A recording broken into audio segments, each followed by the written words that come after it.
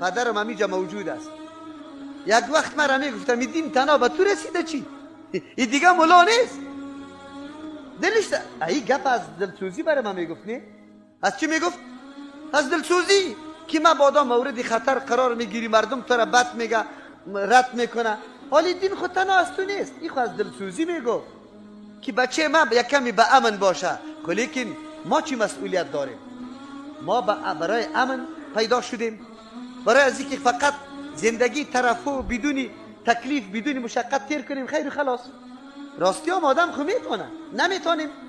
یک امامت خیرخانه را میگیریم هر روز در ترجمه برای شما میگم نه، او طرف در مکتب معلم میشیم، او طرف بگه در کورسای خصوصی را شروع میکنیم، چپنی کلان نانم سری مردم حواله، پیسه بگه برقوی گپایم سری مردم حواله است، هنوز پیسه کارتم از ختما میبرایه، بگه بسترای مرا از مردام میبرایه. خلاص دیگه مردم دستای مرم بوسه میکنه. چی ضرور است که خدا در تمام تکلیف پیش کردیم، اما یک روز پیش الله متعال پیش میشیم. یک روز الله از ما سوال میکنه این کتاب برای چی بود؟ تو همین کتاب خوندی یا نه؟ مطلب این کتاب چی بود؟ مطلب این کتاب چی بود؟ مولاي قد نامت عيون وتيقظت